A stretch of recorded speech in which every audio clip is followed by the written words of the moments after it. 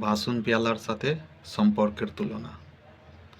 আগেকার সময়ে আমাদের বাড়িতে যখন মেহমান আসতো, আত্মীয় স্বজন আসতো, আমরা তখন স্টিল বা লোহার ফুল করা বাসনে খেতে দিতাম।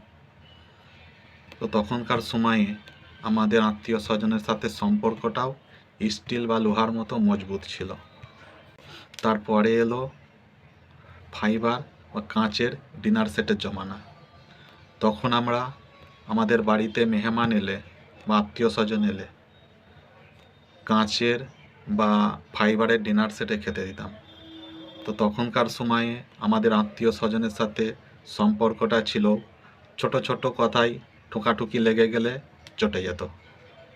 আর এখনকার সময়ে আমাদের বাড়িতে মেহমান এলে আমরা থার্মোকল বা পাতায় খেতে দিই। তো তার সাথে সাথে মেহমান বা আত্মীয় স্বজনের সাথে আমাদের সম্পর্কটাও এমন হয়ে গেছে ইউজ অ্যান্ড থ্রো।